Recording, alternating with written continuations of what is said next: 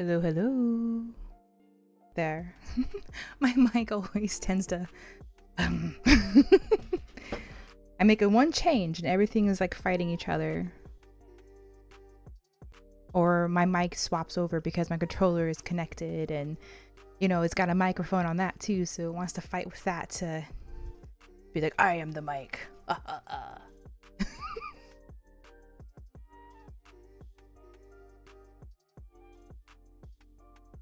Welcome back. Oh, thank you, Not. And who else we got in here? Yeah, I'm feeling better. I just had to go do some exercise and take care of myself that day because, man, I was feeling the slump. Like, it was poopy. How you doing, Z? Anybody else in chat? Good morning. I got my coffee. It is pretty early than my normal stream times, but it's okay. Today's a holiday, so, you know, I can do whatever I want. Sleep in.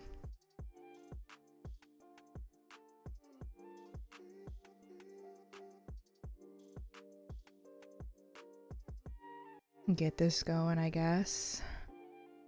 The first time I ever had to, like, you know, have something officially set up.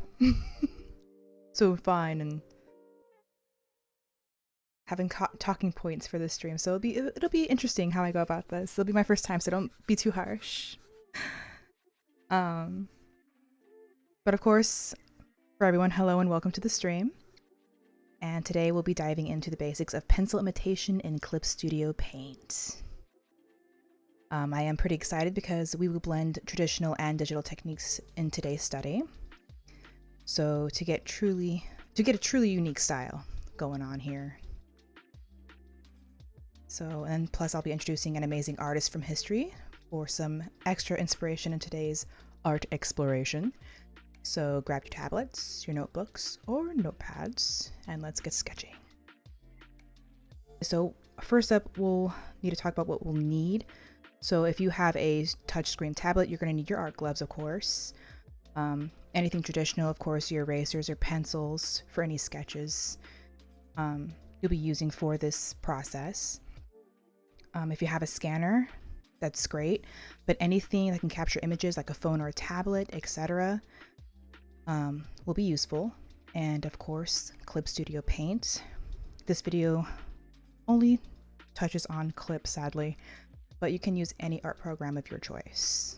So, having tinkered inside Clip for a bit, I know Clip does have some incredible pencil brushes to start with, just to start out from the gate, pretty much.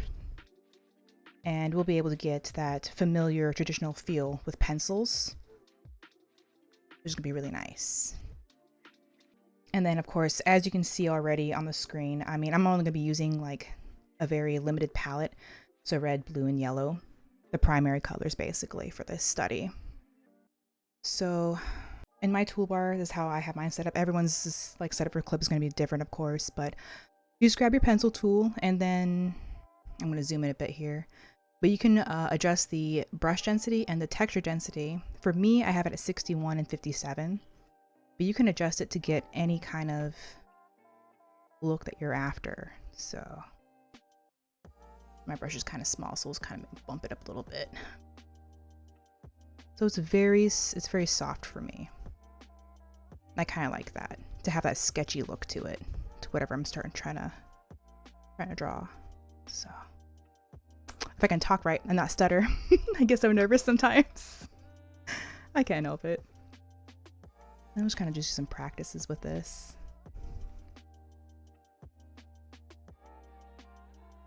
It is what it is.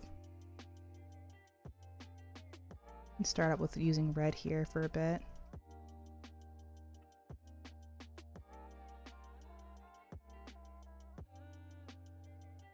Kind of get like the basics here and there. I mean, you can not only use one color if you want to, or you can use the 3 colors or 2 colors even.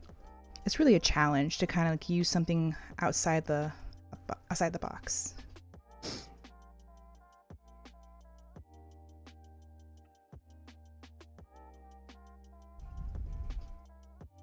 I'm going to draw 2 eyeballs because there is a purpose to this method here that I'm going to show you real quick.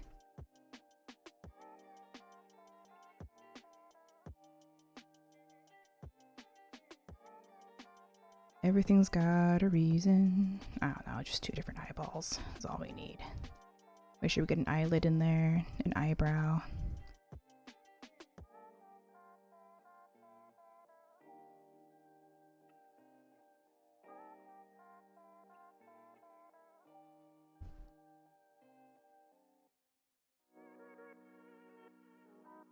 Just kind of get like, the base down, basically.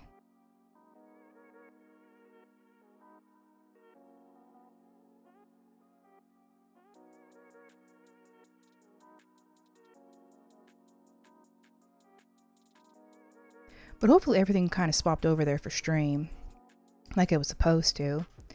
Like every time. Actually, no, stay away from the, we're not gonna use the A.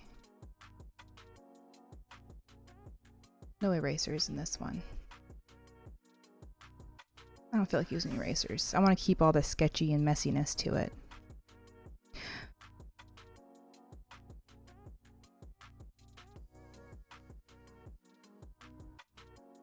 Okay, so we kind of have our 2 eyes here for the study purpose. Yeah.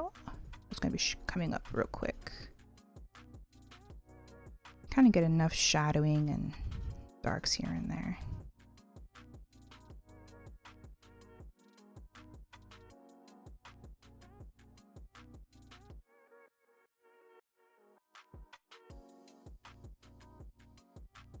Okay. I think we'll be okay with that. I think I'm fine.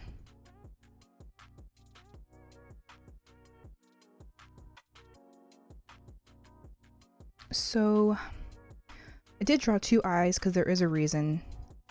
I'm going to show you here. There is 2 different types of blending that you can do. You can use your, of course, you can use these colors, and you can use the blend tool, and you can also use the airbrush tool. But there's also another method that you can use as well. So I'm gonna go into my little mechanical box tool property basically, and there's gonna be a little wrench right here. I can't remember if I have it already turned on, but let me see if I can get that up for you guys. So this window will pop up when you click on that little wrench in that bottom right corner.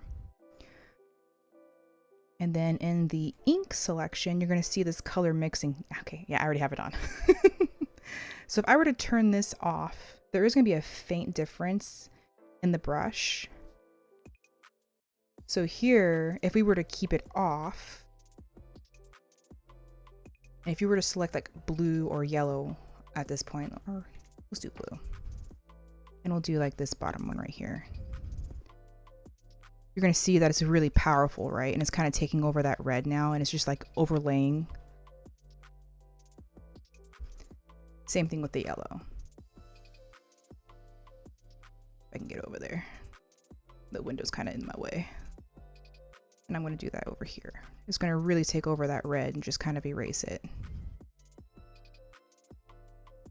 There's not going to be a lot of gradient between the colors. Color mixing is going to allow that gradient to happen between the colors. You're going to get those oranges. And you're going to keep that red too underneath as like an undertone, which is really nice. I love this because it kind of mimics real color pencils in this aspect. So like even like for the blues and the reds, you should be able to see a lot more purples now with that color mixing on. It's not going to just be like a, you know, this powerful blue or powerful yellow, you know, you're going to have that nice blending already in there. One less step for you to actually have to deal with, and it kind of gives that more natural feel to coloring instead of having to swap between different tools, which is nice.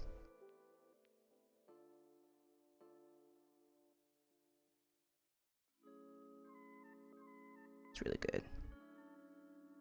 So yeah.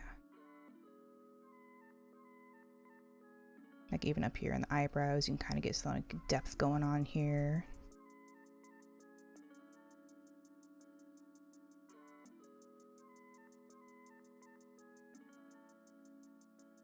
Some hair follicles going on as well if you want to. You want to get all fancy, you know.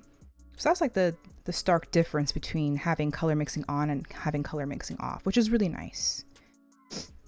I like that little tool. There's all kinds of things you can do with Clip Studio, honestly, with coloring and drawing.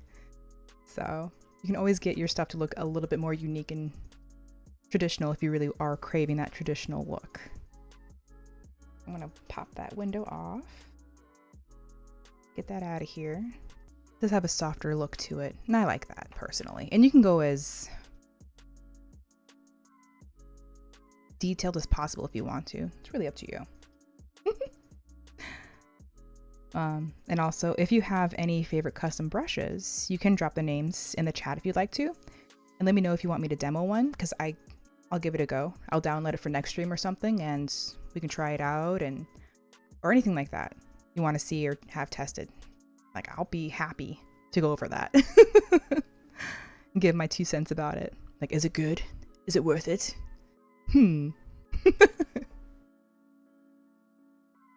I'm always learning in this program too. And of course you have, like, I think it's Procreate, and you also have Krita, and you have a wide variety of like art programs to choose from nowadays. It's really up to you which one is more comfortable for you to use. Because Clip Studio now has a tablet friendly version that you can swap over to, where it's not as chaotic as the traditional look for Clip Studio. So I just want to kind of add that in there.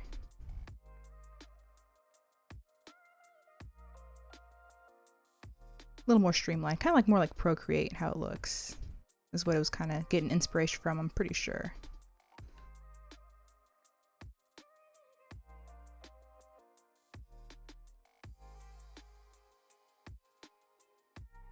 Yeah, we can always explore more as we go though, so I don't mind that one bit.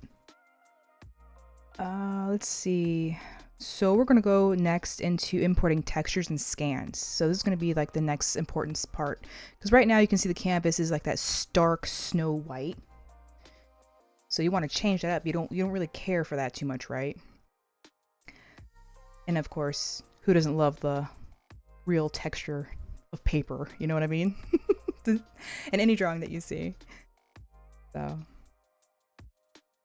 we're always craving that little bit of realness, I think. So we can definitely bring that into Clip Studio with just a few little Tradigital tricks. There you go.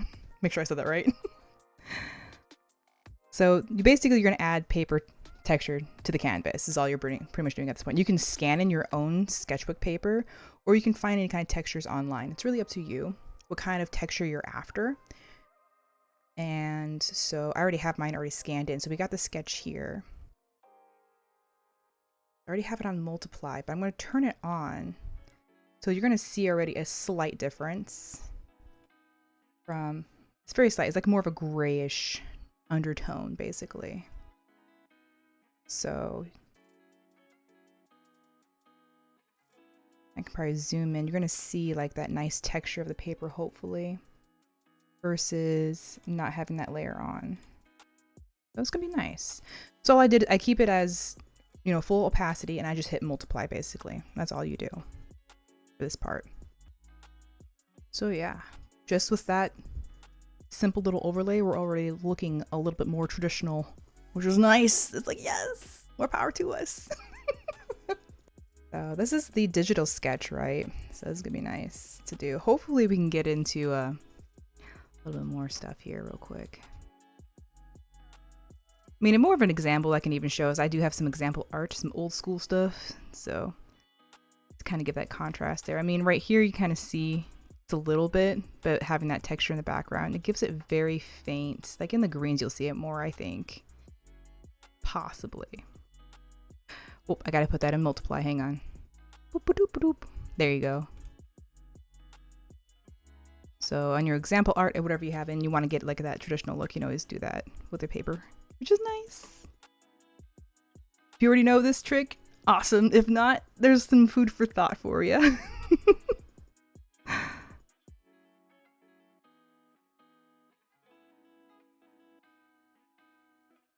I'm trying it out. Okay. So another great tip is scanning in your pencil sketches. I'm gonna pop on my lovely red over here now. An old sketch of Elias. My old mage setup, because I was really into Elden Ring, so I kind of mimicked a lot of the traits from a certain character. If you know the character, let me know. But this is one I imported. And by setting it to multiply, we can start coloring beneath it without losing those pencil details. You see, like it still has that nice organicness to it. So basically you're just blending the old stuff with new stuff. And it always works together, I think. So we have our scan here. So I'm gonna make another layer underneath it. And then we can just start kind of like taking on, let's see, reds. We'll kind of keep it with, or we'll do blue. Should be able to.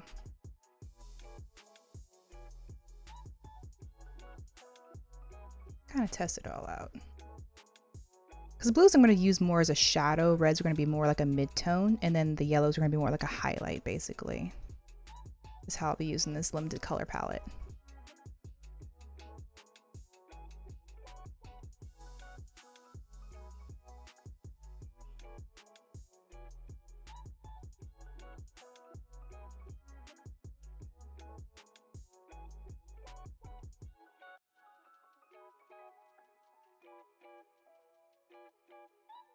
So, you know, just the old school basic, you know,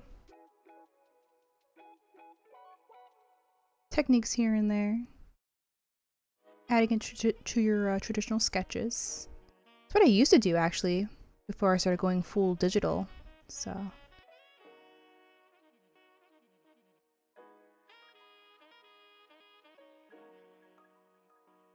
Really nice.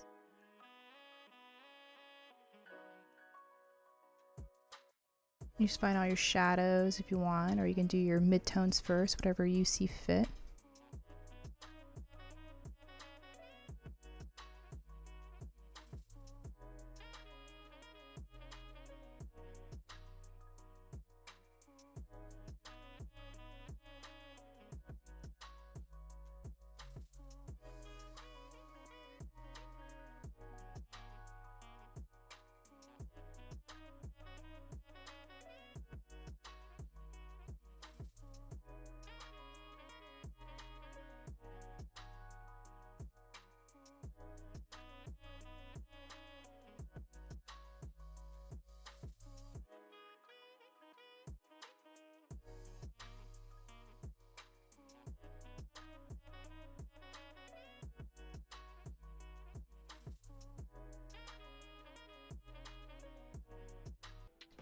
I'm not awake all the way. I'm awake, but I'm not here.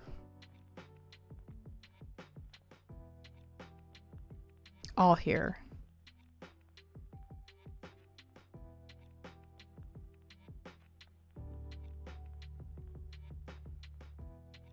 You know, as much as planning I did for this stream, a lot of things didn't work out the way I was hoping they would.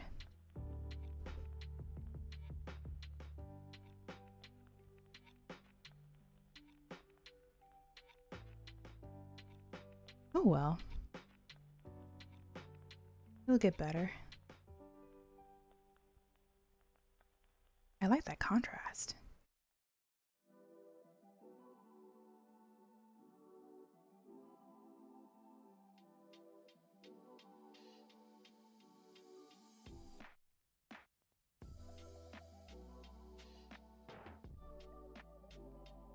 How are you doing today? I'm doing good.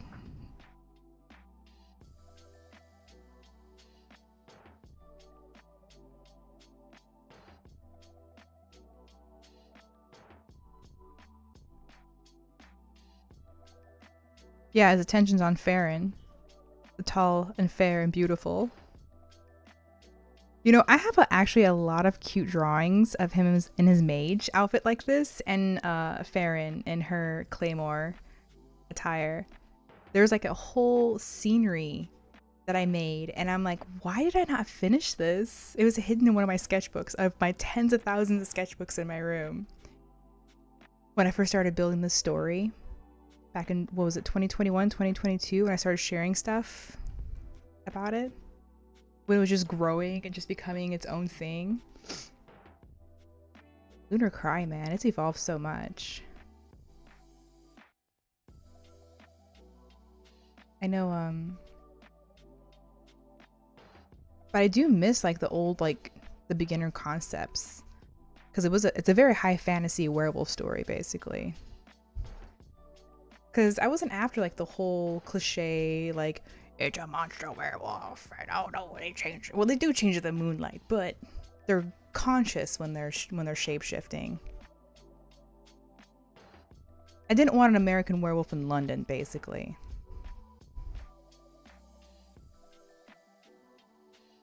And there's not a lot of werewolf manga or shows out there that really depict what I was kind of after for telling my story. I guess I was more after like a Beauty and the Beast kind of concepts with for Elias and Farron. So not the Stockholm syndrome part, but just like I'm a monster and will you love me, basically, is the concept behind their little love dynamic.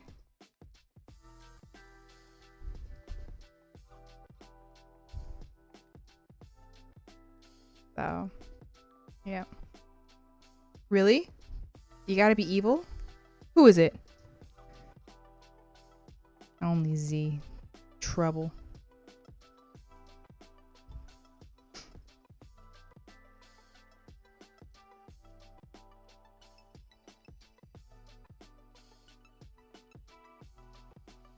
Yeah.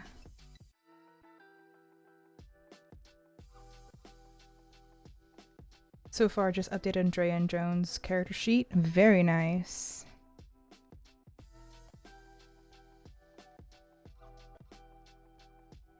Still waiting for the story, Dante.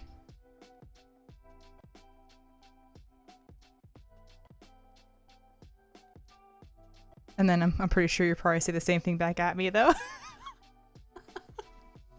Like, you said you started like you started it like twice and you vanished. I know I get a lot of crap for that.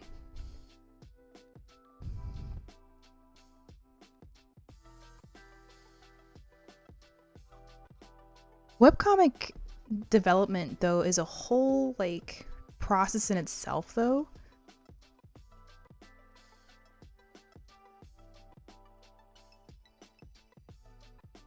Writing a book is way easier than making a webcomic.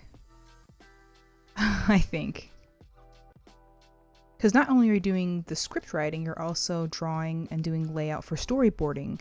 You're also making sure that those characters are drawn the same way each and every time you draw them. You're not forgetting details from their armor, their clothes. Making sure they're consistent, basically. And then not forgetting... And if you don't have a script, and you're just making a webcomic, not forgetting what you've already told folks. So...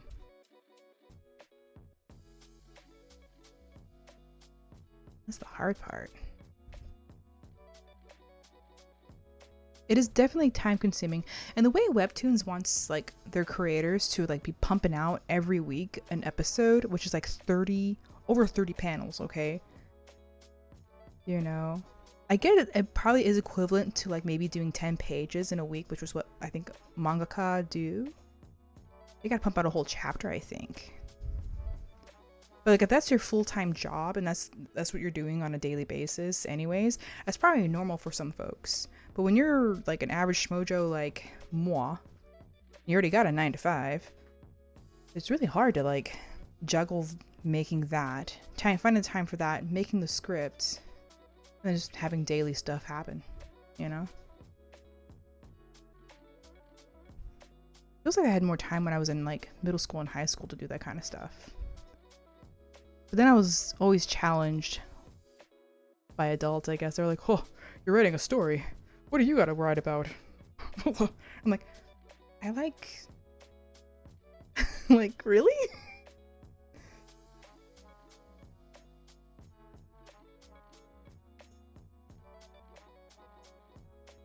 That's the kind of like backlash I would kind of face growing up anyways.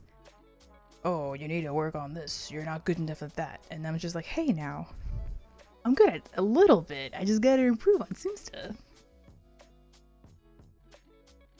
And creative writing was a really good class to take. Art was really a big help too, because I could actually draw my own characters. I took inspiration from like when Harry Potter was like not in a weird space like it is nowadays. It was really popular. Now it's like everyone's like, ugh. There's like the whole controversy between that and the creator, I guess.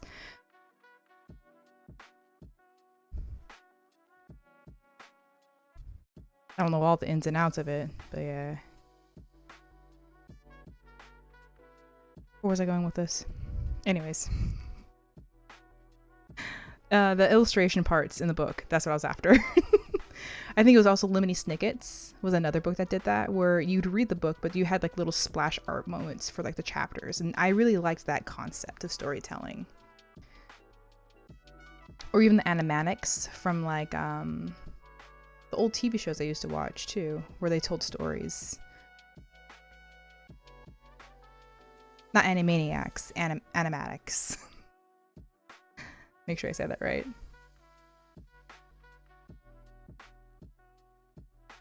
So it's a film term, where it's basically a still image moving ever slightly.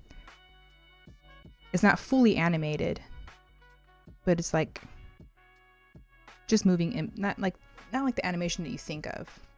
But yeah, they're popular on TikTok,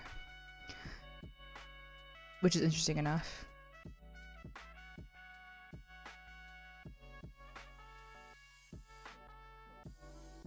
My film nerd popping out in me.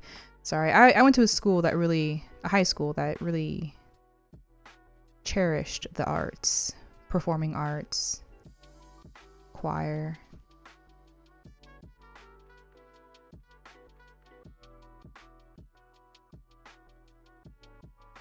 Art, fine art, I guess you want to call it.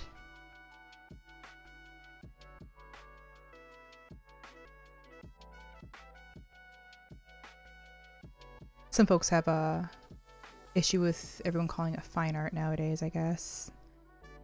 Some folks, not everybody.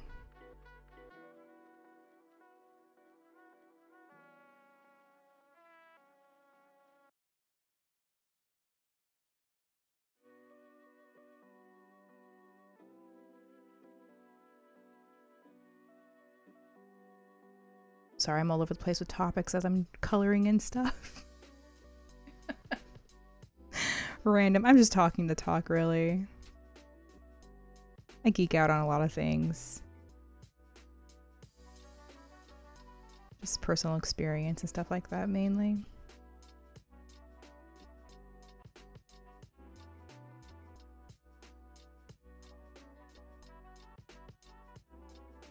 I really got into film, though, when I was younger. I really wanted to go into making movies and animation. That's why I really have affinity for that.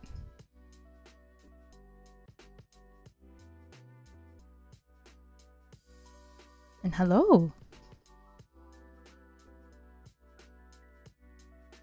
I can geek out on whatever I want. Okay, thanks. Have I told you about the critically acclaimed MMORPG Final Fantasy XIV? No, I'm teasing.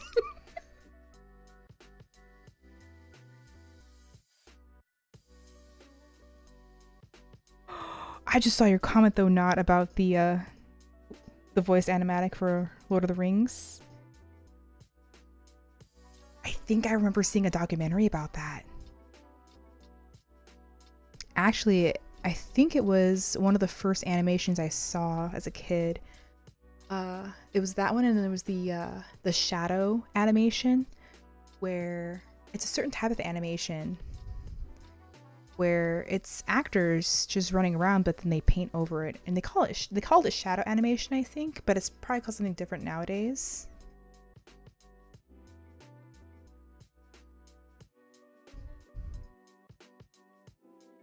it was a really interesting concept. It was that was one of the first Lord of the Ring, besides the Hobbit animation, that I saw as a kid, where that one artist, what is his name? Everyone said his style was so weird and creepy, and I'm like, but it's unique to him. You know it's him.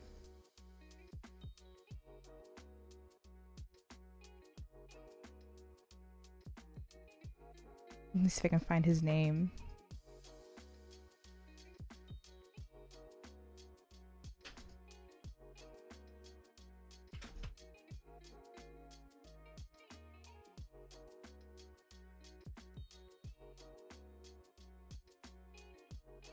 The Hobbit 1977 film is the one I'm referring to, by the way.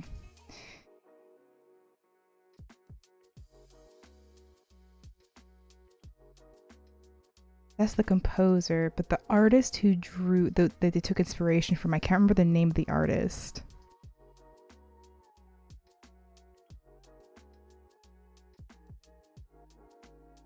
Because I think he also did The Last Unicorn, and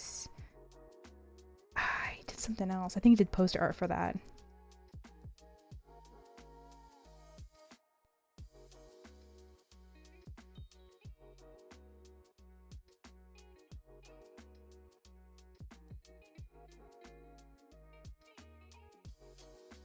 Rankin Bass is the name that keeps popping up for the concept art for that show. A very old fantasy artist for sure. Old school.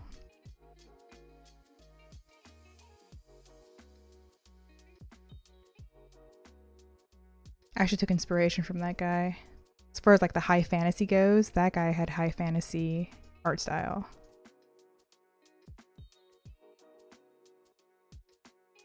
What was the animation style? As the animation house? Okay. Oh, Ralph Okay, I see it right there. Sorry. I should have been paying attention to the chat. Bakshi. Ralph Bakshi.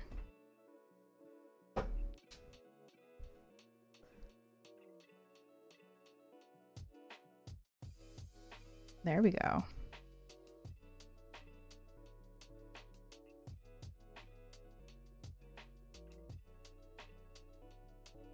Yeah.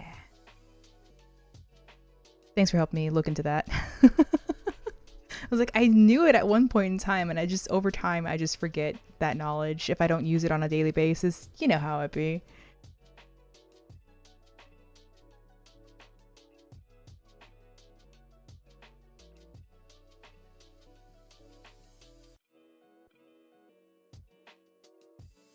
Rotoscoping. Thank you. Thank you. That's the name of it too.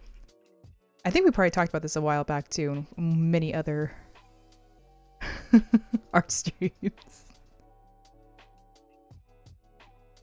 Very unique styles in telling a story. Only reason why folks are, I guess, shied away from it because it's so time consuming. Like, well, yeah.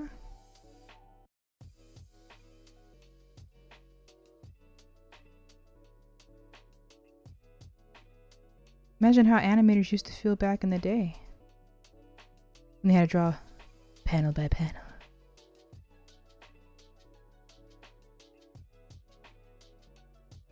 You can see a lot of the animation change from traditional hand-drawn animation to the digital. Because I think you can see it in Beauty and the Beast, Disney's Beauty and the Beast. And I think Aladdin, like that was the era where they started entering the digital animation. The beginnings of it anyways, the start of it. Because they used a mixture of traditional animation and that digital stuff. Digital 3D.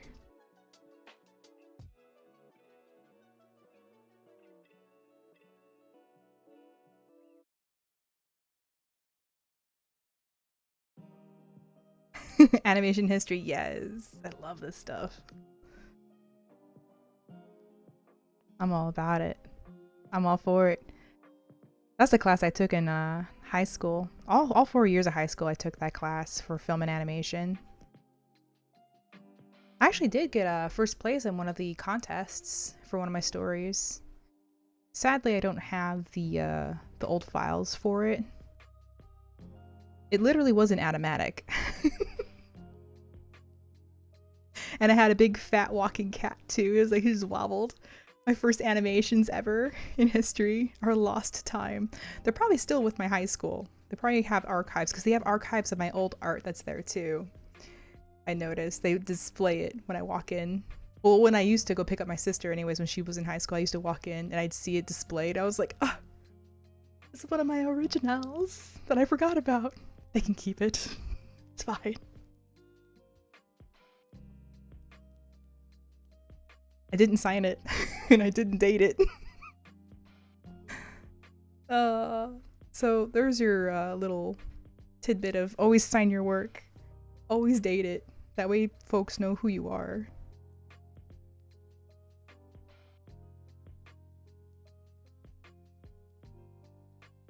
And who it belongs to. Because I keep hearing a lot of artists saying, oh, don't sign it, don't date it. I'm like, what if your stuff goes in a museum or something? How's anyone going to know who you are?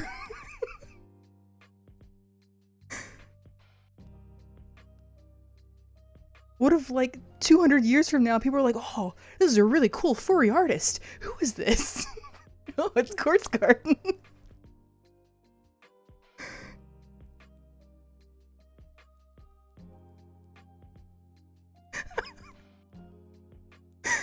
I'm playing on that, but that's how it be, you know? Poking fun at it, but I'm serious. Sign your stuff, damn it.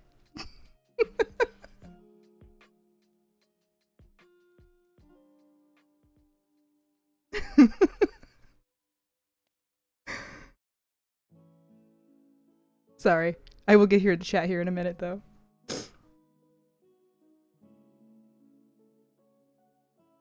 Down to Geek Down. Oh, for Lord of the Rings 78 had been fully rotoscoped. I think it would have done better. I did not care for the tinting of live action footage they did. Oh.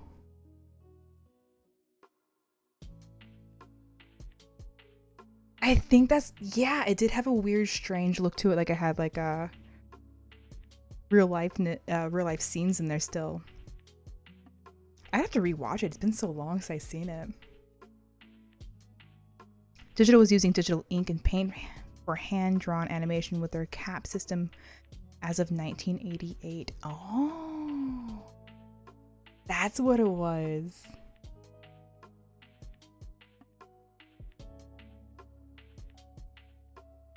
Ooh, you sent it over on Discord.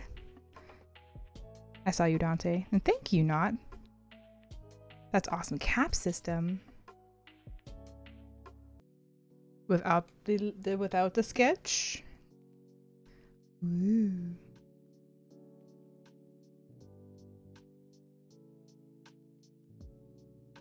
Getting there though.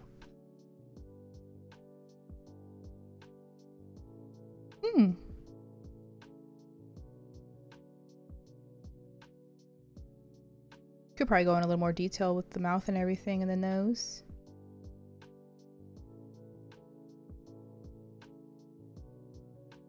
Could really fine tune it up too. Because eventually it's going to look like this, where it's just like a flat color pencil look anyways. That's the goal for it.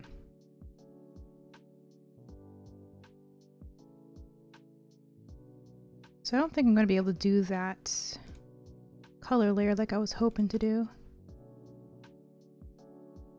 I wonder if you do this as an overlay to the base color to see what dynamics you get from that, and then tinkering with the blending mode. Yeah, there you go. I was like, what's that called? Because that'd be really fun.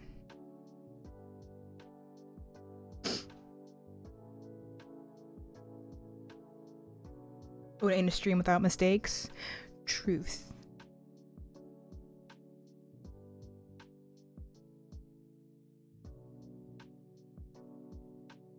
But I do like the messy, sketchy doodles underneath it, so I don't know if I really want to have to do away with that entirely. I really love this sketch. So it's one of my favorite sketches of Elias, like the early ones. Before I made him super tall and bulky and rah, and I'm like, maybe I should just kept it reversed. Keep it as an odd couple kind of story instead. I should have just did that.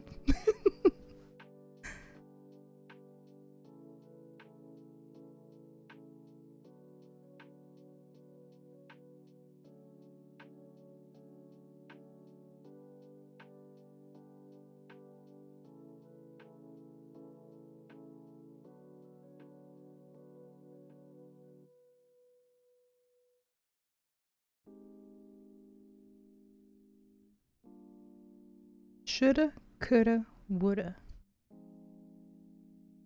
as they say. Is it almost lunchtime? Almost. It's getting close.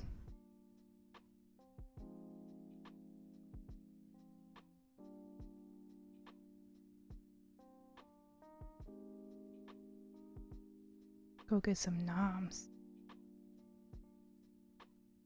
Also, I was going to go over an artist here. I should probably take a quick break from this and kind of introduce an old school artist that I learned about. Of course. Nice. There we go. So the artist spotlight is going to be Carlos Merida. So now let's pause for a little art history. I want to introduce you to Carlos Merida, a brilliant Guatemalan Mexican artist known for blending indigenous Latin American themes with modern art. He was all about vivid colors and abstract shapes, and his work has a beautiful balance between boldness and simplicity.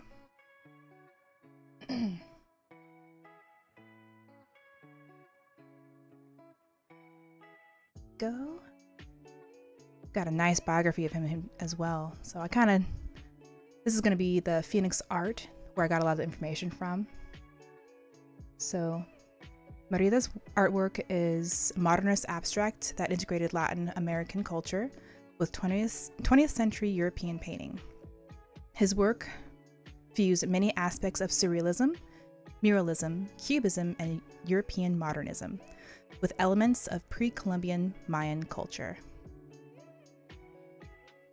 You can read more about him here as well, and then it's going to be his work here. This first one would be Composición Abstracta, would be the first one here. It's really pretty, and we can actually click on the link here.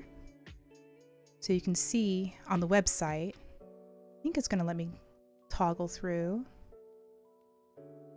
Oh, I thought it was going to show me the real one, what it looks like in the museum, but no. They'll tell you all the information here, when it was created, 1974, the painting, the medium that was used. A lot of information there. It did before.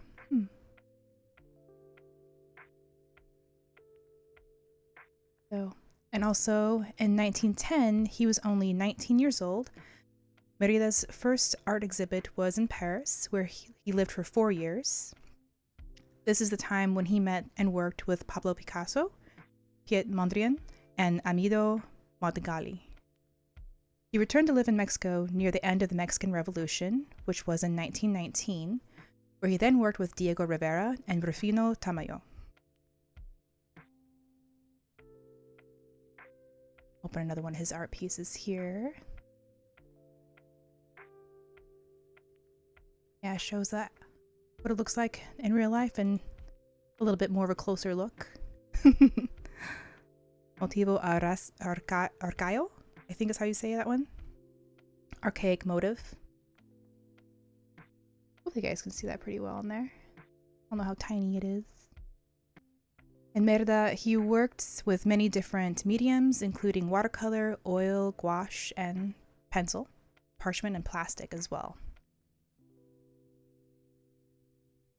His coloring and layering are amazing inspiration, especially for digital artists. It's a reminder that culture and heritage can add so much depth to your work, and maybe some of his style will find its way to inspire you today as well. Go to his last piece here. Invenciones sobre un tema de amor. Hopefully I said that correctly. Inventions on a theme of love.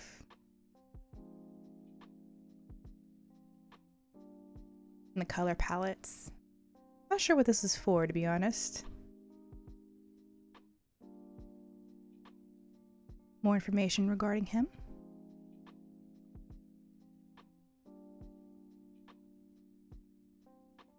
But yeah, pretty much all the information I got was from Phoenix Art Museum. You can also check on their website and find out more information regarding him and his work, as well as many other artists that are on there as well from the past. I think like the 1920s on up, I think. Maybe even further back. I haven't gone that far onto the website, so there's a lot of cool artists on there. I do have a good lineup of artists, of unknown, not so well-known artists, I guess, set up, so be prepared. Mierda. I hopefully pronounced his name right. If I didn't, I feel so bad. Herida. Guatemalan. But yeah, there's a lot of big names in there too. I don't know if you guys, I don't know, the big names that always popped up for me was going to be like Diego Rivera and Tamio. And there was one other. Let me find. Pablo Picasso. Piet Mondrian, I don't really remember him too well. I'd have to look him up. Then Amido Magdaglani. I think that's how you say his name. I'll put their names here so you can even take a look at their work as well. But I'm pretty sure with all those artists, he got a lot of inspiration.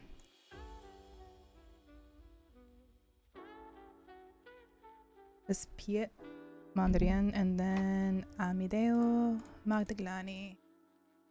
I think they're from Paris. I think they're over there. Then again, I could be wrong. I think there was a lot of other Latino artists that were over there during that time frame. I don't remember too much about that history. But I found that information really good and really cool. I love stuff like this. I love art history. And learning about different artists. Instead of learning about the traditional, like, you know, masters like Rembrandt and what was the other? Michelangelo and a bunch of the other ones that everyone's going to learn about in like art college. There are so many other artists out there that just don't get as much spotlight in art history, I think. So that's why I wanted to share a little bit of that today. So that's my goal, finding artists like that you're not going to probably know too, maybe you do know about them, maybe you don't know about them, maybe not enough folks have talked about them, you know? So there's so many online art galleries as well. And a lot of the images on those websites, they are guarded, so you can't drag and drop, which is really nice. Then again, if you Google them, I'm pretty sure there's going to be some pieces on there from other folks taking pictures. And actually, in my local art museum, there is a video that's going to be going over Michelangelo and AI arts, and I think it's going to actually be touching base on artist identity and protecting that and their works, which is something that should be looked into, especially with the rise of technology and how it's so easy to just like photo manipulate and create something. I will touch on that a little bit because there is a thing called parody art.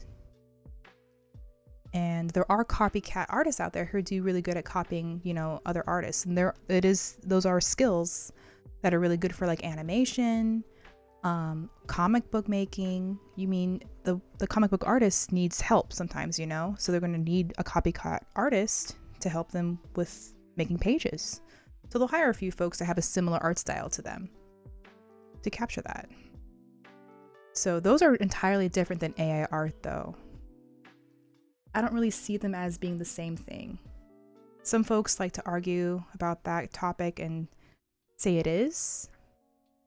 Some say it isn't. It's really up to you to really kind of decipher what you think is and isn't, I guess. Get your own information and make your own judgment on that. Open discussions always welcome about that stuff too. I don't see a need for AI for art. I really don't. Nice. It didn't refresh on my end for some reason. I didn't catch everyone's chat here. Oh no! It's the M gang. Ice Knot.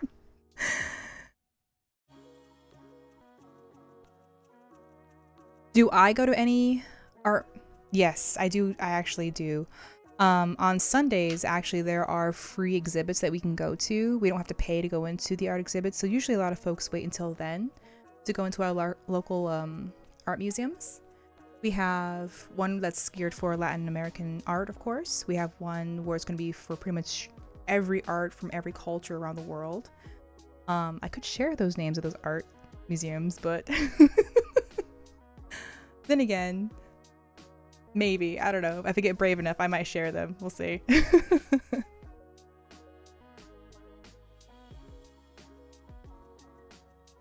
Mike, AI Angelo. Exactly.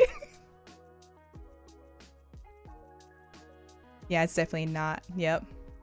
It does.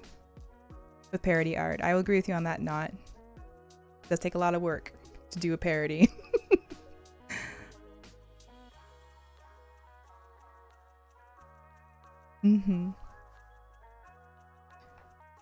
But see, with concept ideas and for backgrounds, I mean, you can already do that with already existing artworks out there, because artists have always taken inspiration from each other for decades, you know? And that's why there's going to be those mood boards that you see that some artists use, or those creative boards that some artists will share on their streams. And that's what those are. They're like, maybe they like the line art from this artist, and maybe they like the coloring and lighting from this artist. You know, like for me, Kasuya Minikura, who's the creator of Sayuki, I love her line art. She's got like a different anime art style. It's not the typical big eye cutesy anime style that a lot of folks are geared, you know, kind of be drawn to a little bit more. So she has more of like a semi-realistic style, and those are the kind of manga artists that I kind of lean towards a little bit more. And she's like my top one because I've liked her since I was in like middle school, and I still like her art to this day. And then in a perfect world, it wouldn't be a competition, but unfortunately, that's the hand we've been dealt. Oh no! Dose of reality. A secret in art and graphic design. That everything is an iteration of something else. It is. Because we all inspire each other, whether you want to believe that or not. I think. So. I don't see an issue with that part of it at all.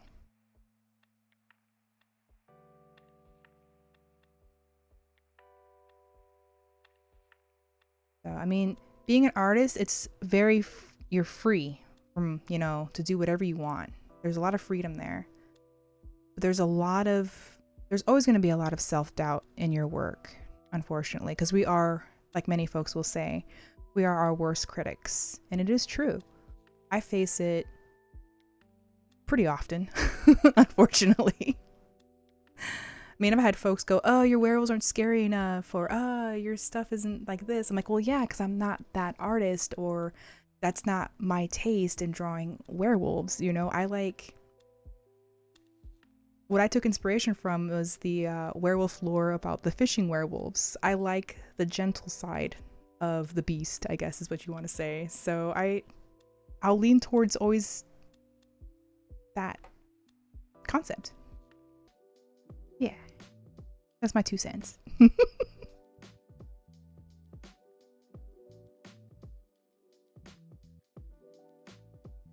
course we are. We're always social. I know I can be very social, I can be not social. I can be an omnivert at times, I should say. One minute I'm there and next minute, oh, I'm not there.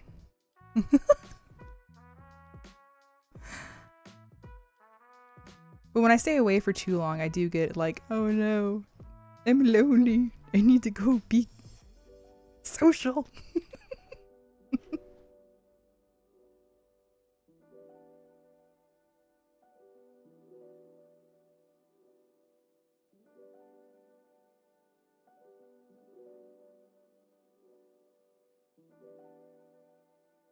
I think we all get that way though. We all need a break sometimes.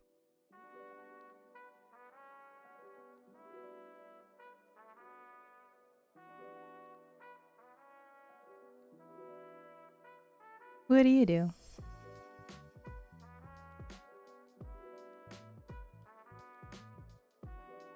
I hope I can get better with like the art history stuff for streams going forward. Because I'd like to share more stuff like that. Kind of gear my art streams a little bit more towards a goal and objective to kind of show you guys different techniques, and even if it's something new for me, I'll give it a try, you know, and we'll experiment together. Kind of do like that going forward would be really nice, I think. Okay. But yeah, thank you for joining me today, and then until next time, if you're new, go ahead and hit that follow button. Please and thank you. If you want to keep seeing me make videos like this, and then everybody else who's been here and supporting me so far, thank you very much. And I will see you on Thursday. So until then, keep creating, keep drawing. Don't give up.